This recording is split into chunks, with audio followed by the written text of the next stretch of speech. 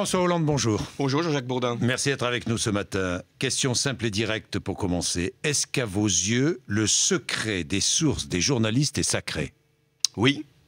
Il est sacré, quoi qu'il arrive. C'est la loi.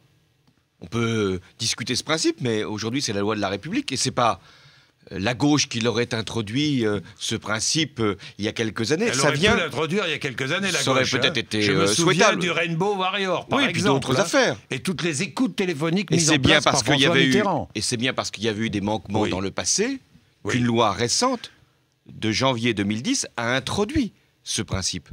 Ce qui est contradictoire, c'est de vouloir que la loi puisse être votée fixant ce principe et quelques mois après le transgresser. Ouais. Mais est-il vraiment illégal, franchement, de chercher à identifier un fonctionnaire qui ne respecte pas son devoir de réserve, en l'occurrence un fonctionnaire du ministère de la Justice? Mais ça ne tourne plus rond au sommet de l'État. Ça ne tourne plus rond au sommet de l'État? Quand un service, le contre-espionnage, intervient pour savoir qui a donné des informations à la presse, qui au cabinet de la ministre de la Justice, sans qu'on sache qui a donné les ordres. C'est-à-dire que ce service se serait quasiment auto-saisi. Mais qui peut le croire? Qui peut imaginer que le service du contre-espionnage, que la direction générale de la police nationale ait pu procéder à une enquête de vérification des liaisons téléphoniques sans qu'une autorité publique, ça ne peut pas être l'autorité judiciaire. Elle n'est pas aujourd'hui saisie. Donc ça ne peut être qu'une autorité publique. La seule question qui vaille, c'est qui a demandé, pour de bonnes ou de mauvaises raisons. Après, ça peut se discuter. Mais qui a demandé au service du contre-espionnage d'enquêter sur un collaborateur de Madame Alliot-Marie pour savoir s'il donnait des informations à la presse? Ça ne tourne plus rond non plus au sommet de l'État. Nous y viendrons. Donc vous voulez savoir qui a donné cet ordre? Mais c'est quand même bien le moins dans une démocratie. Après, donc vous appuyez le dépôt de plainte du journal Le Monde. Ça me paraît nécessaire qu'une information judiciaire puisse être ouverte sur cette question. Après, ça sera à la justice de dire c'était normal, ce n'était pas normal, c'est une violation des sources de l'information ou pas. Mais là, il y a quelque chose de déréglé. On est dans une façon de faire qui n'est pas non pas simplement dans les usages, mais dans les procédures normales de la République. Donc il est tout à fait légitime que le journal Le Monde dépose plainte et il est tout à fait nécessaire. La garde des Sceaux, d'ailleurs, elle-même, puisqu'elle est concernée par la présence d'un collaborateur qui aurait donné soi-disant des informations, devrait solliciter cette information judiciaire. François Hollande, deuxième sujet, les Roms, avec la réécriture de la fameuse circulaire permettant l'expulsion des Roms. Est-on en train, à vos yeux, de créer en France une hiérarchie fondée sur l'origine? C'était le risque de cette circulaire du début du mois d'août, qui, au-delà d'affirmer ce qui est la règle en démocratie dans la République, que des campements illégaux doivent être évacués, c'est bien le moins. Vous-même, à Tulle, si des Roms venaient s'installer illégalement, vous demanderiez leur expulsion. Mais ça arrive. Pas nécessairement des Roms. Il y a des gens du voyage qui s'installent sur des terrains de sport, ils bousculent les quelques éléments qui leur font obstacle et campent là pendant des jours. Nous négocions, nous discutons, nous essayons de trouver des solutions. Ça m'est arrivé comme maire très souvent, et notamment dans les périodes d'été. Et puis à un moment, lorsque la discussion s'arrête, parce qu'il y a une volonté rare d'ailleurs, mais ça peut se produire, de s'installer là plus durablement, la justice est saisie, l'évacuation se fait. Là, nous sommes, comme je le disais tout à l'heure, dans le cadre de la République. Une circulaire peut parfaitement prévoir ce dispositif. Mais dans la circulaire du 5 août, il était indiqué notamment les Roms. C'était après le discours de Nicolas Sarkozy du 30 juillet, et ça valait opération de communication. La meilleure preuve, c'est qu'une circulaire postérieure a dit au préfet, mais faites-nous remonter les évacuations de Roms que vous pouvez organiser pour qu'on en fasse usage sur le plan médiatique. Vous vous rendez compte, là encore, de la dérive, à tel point que là, nous apprenons qu'une nouvelle circulaire, encore une, va enlever la mention des Roms qui revenait, je crois, une dizaine de fois. Là aussi, c'est un aveu. C'est pour vous un aveu? Bien sûr que c'est un aveu. Mais je reviens là encore sur ce que je disais sur le fonctionnement de l'État. Ça ne tourne plus rond. Pourquoi ça ne tourne plus rond? Parce qu'un ministre de la République, je crois que c'est M. Besson, disait qu'il n'était même pas au courant de l'envoi de cette circulaire du début du mois d'août. Le ministre de l'Intérieur, c'est son directeur de cabinet qui a signé, il s'est à peine exprimé. Mais qui est responsable? Nous sommes dans un régime, non seulement de l'incompétence, on le voit sur un certain nombre d'usages, mais de l'irresponsabilité. Si le directeur de cabinet du ministre de l'Intérieur peut envoyer une circulaire stigmatisant des Roms, nous mettant en contradiction, en infraction par rapport à toutes les conventions que nous avons signées, est-ce qu'il y a un responsable?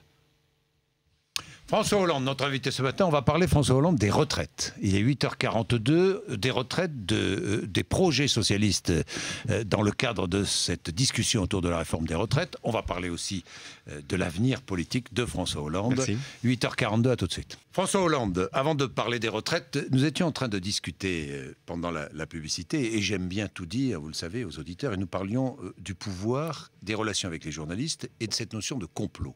Lorsqu'on est au pouvoir, on a toujours la sensation, et vous avez connu ça lorsque vous étiez au pouvoir, qu'il y a des complots contre vous. Oui, on n'arrive jamais à penser que l'information puisse circuler, être donnée aux citoyens sans mauvaise intention. Et le pouvoir, quand il a des difficultés, c'est le cas aujourd'hui, il croit toujours qu'il y a une organisation générale. Vous avez connu ça, François Mitterrand. J'ai connu ça dans d'autres moments, d'autres épisodes, et avec la gauche comme avec la droite. C'est-à-dire le sentiment que... alors qu'il faut faire son travail quand on est au sommet de l'État et faire son travail quand on est dans l'information, mais qu'il y a une espèce d'arrangement pour vous faire tomber. Et je suis sûr que dans cette histoire où on cherche par le contre-espionnage savoir comment a été donnée une information, que l'on imagine qu'il y a un complot entre Le Monde, le Parti Socialiste, des magistrats. Bref, mais non, ça ne fonctionne pas comme ça, la société française. Et donc, il faut que l'État, et je parle aussi bien pour le présent que pour l'avenir, se dise qu'il est à rendre des comptes et qu'il ne peut pas imaginer qu'il y a un mal extérieur à lui qui voudrait le faire tomber. La raison d'État est fondée d'ailleurs sur cette idée de complot. C'est parce que je pense qu'il y a une raison d'État supérieure, un intérêt public qui doit s'imposer partout et sur tous, que je peux mettre en cause une source d'information. Alors, deux choses, François Hollande. Pourquoi sans arrêt brandir quand on est dans l'opposition? C'est une affaire d'État, c'est une affaire... Vous savez, on emploie tout de suite des grands mots, et donc on nourrit cette notion de complot, forcément. L'affaire Woerth, on a entendu. C'est pour ça que je crois qu'il faut maîtriser son vocabulaire. Encore davantage quand on est au pouvoir, mais vous avez raison, aussi dans l'opposition. Qu'est-ce que je vous ai dit là? Je ne vous ai pas parlé d'une affaire d'État, je vous ai dit, il y a... Oui, mais certains l'ont fait. Il y a du désordre au sommet de l'État. Du désordre dans les têtes, du désordre dans les procédures, du désordre dans la capacité de comprendre une situation. Mais y a-t-il pas connivence aussi entre la presse et certains hommes politiques? Je ne le crois pas. Non, il n'y a pas de connivence. Attendez, connivence au sens où on imaginerait que Le Monde travaille en bonne intelligence avec un parti, en l'occurrence le Parti Socialiste ou un autre, pour faire tomber le président de la République. Mais où est-on? On fait tomber un président de la République par les élections. Et c'est avec une confrontation d'arguments. Aucune affaire n'a jamais bénéficié à l'opposition. Je ne crois pas du tout que ça relève le niveau de ceux qui prétendent au pouvoir. Je pense même que les affaires, la succession d'affaires, c'est pour ça que je ne me satisfais pas de ce qui se produit, nourrit plutôt le rejet de la politique, la mise à l'écart, voire les votes extrêmes. Donc je ne pense pas que nous reviendrons aux responsabilités du pays en pensant abattre un gouvernement, un président de la République sur les affaires. Ça ne veut pas dire pour autant qu'il faille les tolérer, les accepter ou les pardonner. Bien, François Hollande, parlons de la réforme des retraites, cette réforme des retraites qui est en cours de discussion au Parlement. Vous êtes arc-bouté sur l'âge légal de départ à la retraite. Vous avez entendu le solennellement non de Ségolène Royal l'autre soir. Elle dit nous ne garderons pas 62 ans, nous reviendrons à 60 ans. Solennellement, oui, d'ailleurs, en l'occurrence. Oui, vous reviendrez à un âge légal à 60 ans? Oui. Si vous revenez au pouvoir? Oui, tant qu'il y aura des personnes qui ont commencé à travailler tôt, c'est-à-dire à 18 ans, 19 ans, 20 ans. Tant qu'il y aura des personnes qui commenceront à travailler tôt. Oui, et qui sont protégées par l'âge légal à 60 ans pour ne pas faire, non pas 41 années de cotisation, mais 42 ans, 43 ans, 44 ans. Ce principe des 60 ans est un principe de justice. Oui, quand on commence à travailler tôt. Mais pour les autres, disons aussi la vérité, pour ceux qui n'ont pas les 41 années de cotisation, qu'il faut maintenant présenter pour partir à la retraite. Vous arrivez à 60 ans, c'est l'âge légal, vous pouvez partir. Mais vous partez avec une décote. Vous ne partez pas avec la retraite à taux plein, puisque vous n'avez pas vos 41 années. Vous en avez le droit. Et je continue de penser que c'est bien qu'on en ait le droit. C'est une liberté, mais vous n'avez pas le droit à une retraite à taux plein. Vous avez une pénalisation.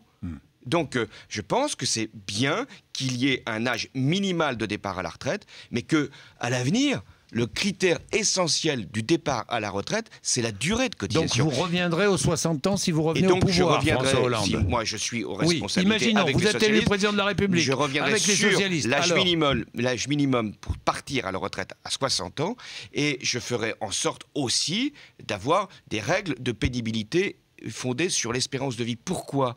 Parce que certains vont faire des carrières longues. Et c'est d'ailleurs souhaitable. Certains qui aiment leur travail, qui veulent rester le plus longtemps possible, c'est la liberté. Et puis d'autres qui n'en peuvent plus. La dernière fois, je croise un déménageur qui me dit « Moi, j'ai 58 ans. J'ai fait déjà mes 41 années de cotisation. J'ai commencé très jeune. Je suis cassé de partout. Est-ce que vous trouvez normal ?» S'il a commencé à 15 ou 16 ans... S'il a commencé à 15 ou 16 ans, il sera couvert par le dispositif. À 17 ans S'il a aussi. commencé à 18 ans, il n'est pas couvert. Mais la droite a fait ce que la gauche n'avait pas fait, pardon. Mais la gauche n'avait pas fait la sur réforme la des retraites. Il n'y avait rien sur la pénibilité. Là, il s'agit des carrières longues, ce qu'on appelle les carrières longues, pas la pénibilité. Mais il se trouve que souvent, longue et pénibilité, vous avez raison, il y a une avancée. Quand il y a une carrière longue, généralement, on a fait des métiers pénibles. C'est la double peine. Donc ceux qui ont fait des carrières longues, qui ont souvent la charge d'un métier pénible, en plus, on leur dit, mais il ne faudra pas prendre votre retraite à 60 ans, alors même que vous avez vos 41 années de cotisation. Il va falloir la prendre à 61 ans, 62 ans, 63 ans. Je dis que ce n'est pas possible. Mais je dois aussi dire la vérité. Si on rétablit ces règles de départ à un âge minimal, il faut payer. Il faut financer les retraites. Bien sûr, ce qu'on n'a pas en recettes supplémentaires liées au report de l'âge légal, au fait de faire travailler ceux qui ont commencé tôt leur vie professionnelle, et les autres, il faut aller chercher des cotisations, des contributions. Donc augmentation des cotisations à la fois patronales et salariales. Mais il n'y a pas d'alternative autre que celle-là. Soit on fait travailler plus avec les injustices qui sont contenues par l'abandon des 60 ans et des 65 ans. J'oublie pas les 65 ans, où beaucoup de femmes vont être obligées d'aller jusqu'à 67 ans maintenant. Eh bien, l'autre solution, c'est d'avoir une durée de cotisation qui soit fondée sur l'espérance de vie. Ça, c'est quand même vrai. Quand on vit plus longtemps, il faut cotiser plus longtemps. Et puis, qui soit aussi fondée sur... Donc on augmente la durée de cotisation et on augmente le montant des cotisations. Oui, et on va chercher des revenus, heureusement, des capitaux. Et dernier point, et c'est pour moi le point essentiel. On peut discuter à perte de vue 60 ans, 62 ans, 65, 67 ans. Est-ce que ceux qui sont contraints de reporter leur départ à la retraite ont un travail ou pas? S'ils n'ont pas de travail, on est dans le leur. Ils ne vont pas être en retraite, ils vont être au chômage. Et je vous fais observer que ce qu'on appelle... Vous savez, la rupture conventionnelle de contrat de travail. Vous savez, on a le droit maintenant, quand on veut négocier un licenciement, de payer... Bon.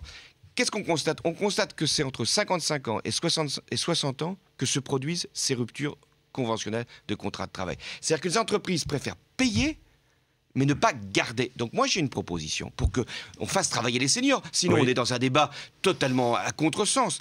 Il faut qu'on fasse ce que j'appelle un contrat de génération. L'employeur qui garde un senior jusqu'à son moment de départ à la retraite à taux plein et qui embauche un jeune qui va donc rentrer plus tôt sur le marché du travail et qui va pouvoir se constituer des droits à la retraite, cet employeur-là ne doit plus payer du tout de cotisation sociale sur ces deux emplois. François Hollande, question politique. Est-ce que vous croyez à un accord entre Martine Aubry et Dominique Strauss-Kahn? Un accord tacite? Moi, je n'ai aucune information. Pour que l'un s'efface devant l'autre ou l'autre devant l'une. C'est ce qu'ils disent. Est-ce que vous y croyez? Je pense, d'expérience, que la politique, l'engagement politique, la volonté politique ne peut pas être fondée sur quelque accord ou arrangement. Donc vous n'y croyez pas? Moi, je vous donne ma conception des choses. Ça veut dire que vous n'y croyez pas, François Hollande. Peut-être que c'est leur conception. Moi, je n'en sais absolument rien. Mais ce que je sais, c'est que quand on veut porter des idées au plus haut niveau, qu'on considère, ce qui peut paraître immodeste, mais nécessaire dans la Ve République, qu'on est la personne qui peut changer le pays, eh bien, on ne discute pas de savoir si une autre peut avoir la même ambition. On fait valoir sa démarche, ses idées, on la confronte, il y aura des primaires et ce sont les électeurs qui choisissent. On ne téléphone pas à l'autre pour lui dire demain je suis candidat. On peut se téléphoner, je me déclare. On peut se prévenir, on peut être amical, on peut être cordial, on peut être intelligent, mais je crois qu'à un moment, seule la détermination compte. Bien, François Hollande, les questions des auditeurs d'RMC. Une question avec Mathieu Béliard. Mathieu. Alors, ce sera la question de Séverine. Bonjour, Séverine est en Haute-Garonne. Nous sommes le 14 septembre 2010, dit-elle, et en tant qu'ancien premier secrétaire, est-ce que vous comprenez que Martine Aubry fasse des promesses au nom du PS pour 2010 ? Finalement, après tout, les militants ou sympathisants n'ont encore voté ni pour un candidat, ni surtout pour un programme.